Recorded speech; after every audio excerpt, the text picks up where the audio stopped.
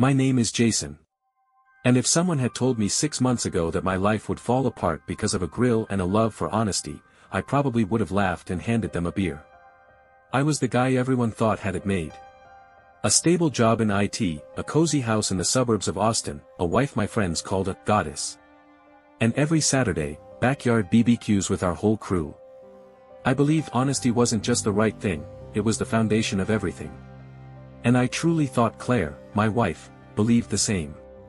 She was sharp, sarcastically beautiful, had a mind like a chess grandmaster, and a laugh that could light up a room. She played the perfect part. And the worst part? I bought it.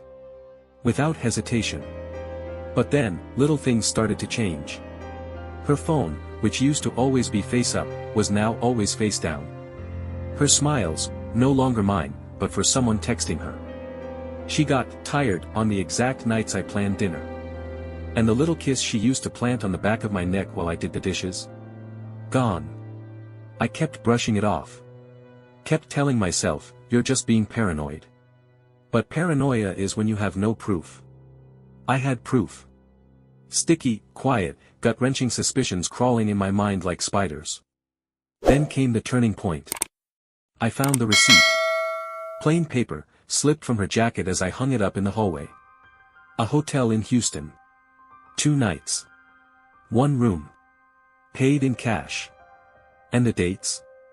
The exact same days she told me she was at a marketing conference, in Dallas. I didn't yell. I didn't confront. I just sat there, in silence, while she walked out of the shower. Drying her hair. Smiling. Acting like nothing ever happened. And in that moment, I realized. I wasn't living with a woman. I was living with an actress. And every actress deserves a stage. The next day, I took time off work. Reached out to a private investigator, a guy my buddy used once when his girlfriend got shady. This PI was no nonsense, all steel. He looked me in the eye and said, "You want the truth? You'll get it. But be warned, the truth doesn't explain. It shreds." I nodded. Handed him $1,000, a down payment for peace I already didn't have. 2 weeks. That's how long it took. I played it cool. Made coffee.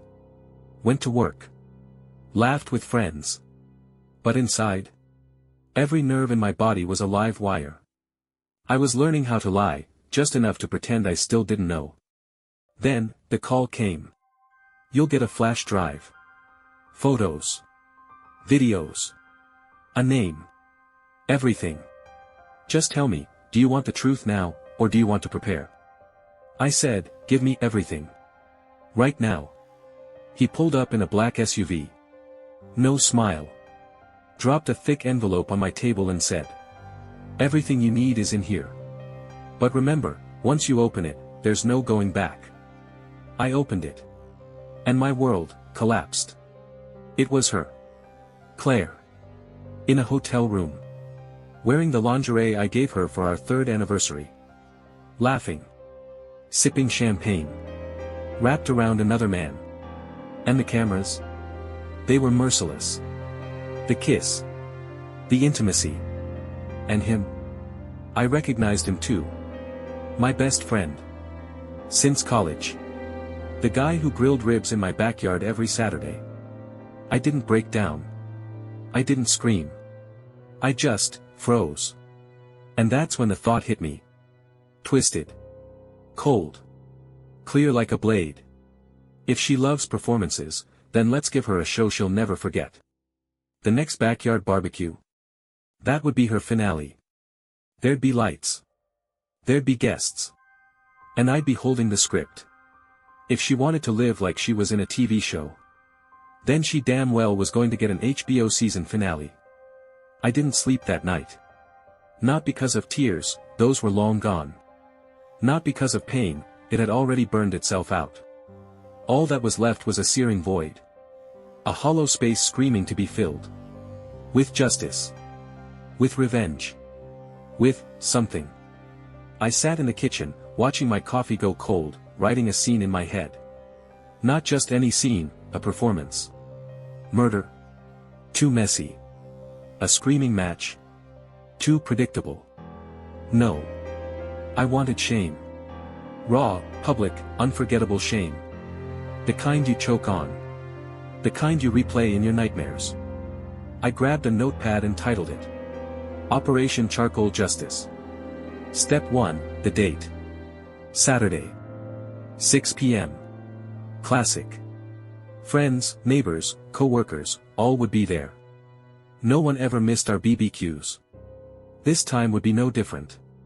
Except for the ending. Step 2, the tech. I had a projector. From an old startup pitch, outdoor demos for investors. It came with a portable screen, speakers, battery pack. Everything I needed was already in the garage. Like it had been waiting for this. Step 3, the content. The flash drive. But this wasn't going to be revenge porn. I didn't want disgust. I wanted humiliation. I crafted a slideshow. First, wedding photos. Her smile. Our vows. Then, shots of her hugging my friend at our last barbecue. Then came the darkness. Hotel security footage. Kisses. Her lingerie. His hands. Ending on a still of their smiling faces. And the final slide. Now imagine sharing a drink with them. Would have been perfect to have someone narrate it. But I didn't have time for voiceovers. This was real. And real doesn't need narration. Step 4, the trigger man. I couldn't do it alone. I called David, our neighbor. Retired military. He never liked Claire. Used to say her eyes were cold like secrets. I said, "You're going to see something that destroys everything I believed in. I need you to press play when I give the signal." He didn't ask questions. Just nodded and said, "I'll be your missile launch, son." Step 5, the alibi. It had to look like just another barbecue. Smiles. Meat sizzling. Cold beers. No tension. I even practiced how I'd joke with Claire and my buddy that night. Everything had to seem normal. Until it wasn't. Step 6, the fear. Yes. There was fear. Not of what she'd feel. But of what this might do to me. Would this fix anything? Or just carve another scar? I asked myself. Why are you doing this? And the answer came instantly. Because she killed you, and acted like it was nothing. This wasn't anger. It was surgical. Precise. Justice, under a heat lamp. As I prepped, I watched Claire a few more times. She'd kiss me absently while passing by. Smile at herself in the mirror. But her eyes, they were empty. There was no remorse. She was still playing her role. But I was already writing the final act. Friday night, the checklist, heavy checkmark equipment tested. Heavy checkmark flash drive in my pocket. Heavy checkmark David ready. Heavy checkmark guests confirmed. Heavy checkmark meat marinated. Heavy checkmark beers chilled. Heavy checkmark glasses shining. Irony. I even bought a brand new apron. Barbecue King. The script was ready. Tomorrow. The curtain rises. I hadn't slept soundly in weeks. When she was next to me, I pretended to sleep. When she wasn't, I didn't sleep at all. My body lay in bed while my mind played a horror film on loop. And I was the star. Strapped to a chair. Forced to watch my own betrayal, over and over again. This wasn't jealousy. This wasn't imagination running wild. It was certainty. The way she stopped looking me in the eyes. The way her hugs felt robotic. How she'd hide her phone in her pocket the moment she entered a room. Even her perfume had changed, heavy, sweet, nothing like the ones she used to love. She was learning how to lie. And she was getting better at it every day. I didn't want to believe it at first. I clung to memories. How she'd laugh at my stupid jokes. How she'd leave foggy heart shapes on the bathroom mirror. How she once wrote, "Even when you're here, it's never enough." But memories. Memories are corpses. They don't keep you warm. Little by little, I gathered the pieces. Screenshots of bookings. Bank statements. GPS tags from her photos. Tiny Instagram details she only shared with her close friends. I created a fake account, posed as some fitness influencer, just to get a glimpse into her shadow life. And there she was, posting champagne selfies from a rooftop restaurant in Istanbul, telling me she was stuck in a conference room with bad coffee and a dead laptop. I even found her lover's account. It was pathetic. A cookie-cutter motivational influencer. Yachts, fake smiles, Tony Robbins quotes. One post read, "True love is when you cross oceans, not excuses." She liked it. That week, I started living a double life. By day, smiles, work, grocery runs, small talk. By night, strategy. I ran my revenge plan like a rocket launch. No room for emotion. Just data. Just logic. I installed hidden cameras around the house. Wireless. Tiny. Invisible. Under the bed. In the bathroom. In the kitchen. Even behind the wine rack. She didn't notice a thing. Too busy playing out her double life. Too confident I was the gullible audience to her series. The more I uncovered, the more disgusted I felt. Not with her. With me. That I let it happen. That I lived in it. That I was a quiet extra in her disgusting play. One night, I caught myself hoping she'd lie to me again.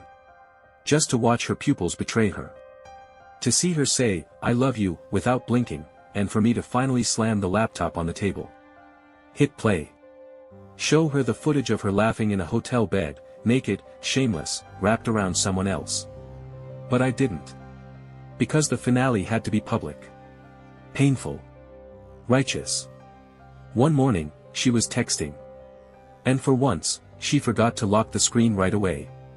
I caught the name, Claire. She didn't have a friend named Claire. I noted the time. That night, I checked iCloud. The Claire messages were frequent. But the tone was male. Disappearing photos. Flirty jokes. References to nighttime skydiving and flights without underwear. She didn't even bother being creative. Just gave him a female name and called it a day. Like I was a fucking idiot. And maybe she was right. Because something inside me snapped.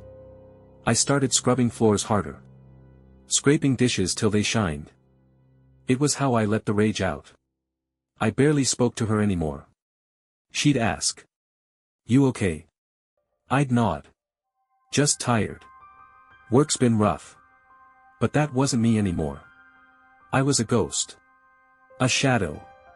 I didn't believe her tears. Her laughter. Any of her words. That Sunday, I told her I had to leave for work early. Truth was, I parked down the block and waited. She stepped out. Not in work clothes. A short dress. Red lipstick. Carrying the purse she claimed she threw out because it didn't match anything. She got into an Uber.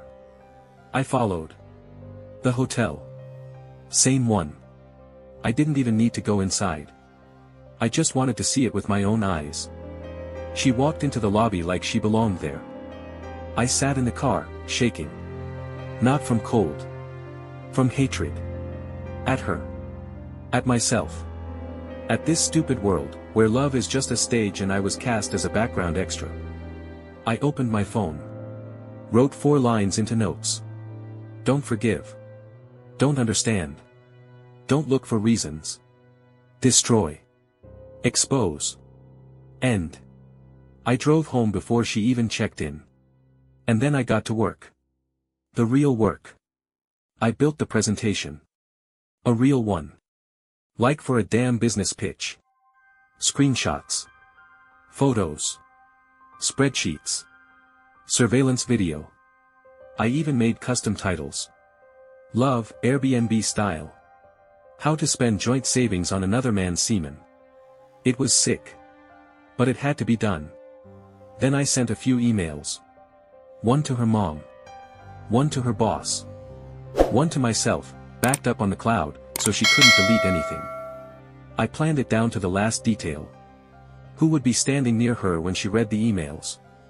What song would be playing? What words I would say? I had to be cold. Like granite. And sharp, like a scalpel. Then I sat on the couch and waited. She was supposed to get home at 11:45 p.m. But at 11:10, my phone lit up. I love you. I'm not coming home tonight. I need time to think. Please don't look for me. She ran. She knew. She sensed something. The barbecue idea wasn't mine. It was hers. We haven't hosted in a while. Our friends keep asking where we've been. Let's do something summer-wise. Meet, cocktails, poolside fun. I just nodded.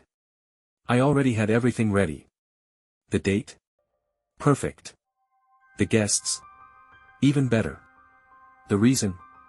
She handed it to me with a smile. She was digging her own grave, I was just shoveling the dirt on top. I bought the best cuts of meat. Top shelf liquor. Strung up fairy lights around the backyard. Set up the sound system. The vibe had to be perfect. The truth needed contrast, to make it hit harder. By evening, everything was in place. Tables set. Drinks chilled. People arriving with smiles, hugs, harmless small talk. Finally, we get to see you guys. Claire looks amazing. Looks like marriage suits you both. I swallowed those compliments like gravel. Smiled. But inside, I was an apex predator, coiled and waiting. I had never felt such a split in my entire life. On the outside, gracious host. Inside, a blade, waiting to slice. Claire was radiant. Cocktail dress, soft makeup, smile like sugar. Too sweet to be real. If I didn't know the truth, I would have believed her. But I did. And all I saw was mascara over lies. She floated between guests, pouring wine, making jokes. Every now and then, she'd glance at me. Honey, everything okay? Yeah. Just enjoying the atmosphere. By the pool, a couple of her coworkers were laughing. One of them, David, cracked a joke. Heard Claire's been traveling a lot. Do you even see her at home? I see her. And I see things no one else does. He laughed, not catching the meaning. I took a sip of whiskey and looked into the darkness. The music played softly. The sun began to set. Everyone was relaxed. Everyone but me. My heart didn't race. It beat cold. Mechanical. Calculated. I'd already set the laptop on the back table. Projector connected. Footage queued up on a giant white screen. A backyard cinema. But this film wasn't for entertainment. I've got a short presentation, I said loudly. Friends, just 5 minutes of your attention. It's a gift for my beautiful wife. She deserves a special moment. The truth. Oh, she blushed. You're up to something. I raised my glass. To love. To honesty. To loyalty. Polite claps. She did that coy little smile. She had no idea the final curtain was about to fall. I hit play. First, a video. Night vision. Our living room. She's on the couch. Wearing the silk robe I gave her. Texting. Her message reads. Can't wait to feel you again. He didn't touch me tonight. As usual. He doesn't suspect a thing. Her face fills the screen. Silence surrounds us. The air is cutting with tension. Behind me, I hear murmurs. A glass spills. Someone whispers. Is this real? Claire sits down. Frozen. Eyes wide. Not blinking. I don't look at her. I stay focused on the screen. Next clip, hotel security footage. The same trip she said was for work. The timestamp is clear. Her hand, in another man's. His face visible. I didn't blur a damn thing. This wasn't a movie. This was exposure. Then came screenshots. Bank transfers. Airbnb bookings. Labeled, joint account. Your money. Someone muttered. Jesus Christ. One of her friends, Amanda, gasped and covered her mouth. Another woman stared at Claire like she was poison. The entire yard, suddenly thick with shame. Humid with guilt. Crushing. I hit pause. Claire was still. No words. Knees trembling. Lips trying to move, but failing. Her eyes darted between faces. Looking for anyone to save her. "Anything you want to say, Claire?" I asked calmly. She whispered. "This isn't, it's not. Not true. Not you. Not tonight. So who is it? Your twin? A hologram? AI?" I turned to the guests. "Thank you all for coming. This wasn't a dinner party. This was a dissection. And now you see what I've been cutting apart the past few weeks." Claire jumped up. "You destroyed everything." "No, Claire. You did. I just turned on the light." She ran barefoot toward the house. Like a panicked animal. Guests began to drift away in silence. Some gave me hugs. Others just nodded. I didn't care. I stood on the porch, staring into the dark. My ears rang. For a second, I thought I might pass out. But I didn't. I survived. The house was quiet after that night. But not regular quiet. It was a deep, suffocating silence. Like the aftermath of a hurricane. No perfume.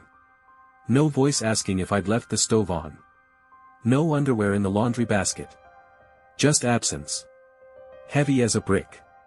Claire vanished for a few days. She texted. Called. Cried. It was a mistake. I got confused. It was just a phase. "I love you." I didn't respond. I saved the messages. To remind myself what false sounds like after everything collapses. One morning, I found a letter under the door. Her handwriting. I was stupid. I didn't realize what I had. "Forgive me, if you can." I didn't. Not because I'm incapable. But because it didn't make sense. Forgiving her would mean a continuation. This story was over. I sold the house. Left town.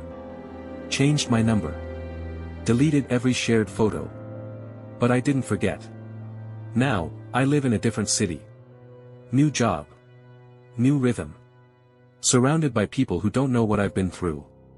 Sometimes, I pass couples holding hands outside cafes. Laughing. And I think. I used to hold her hand too. But her hands were always in someone else's pockets. I didn't become bitter. Didn't turn to stone.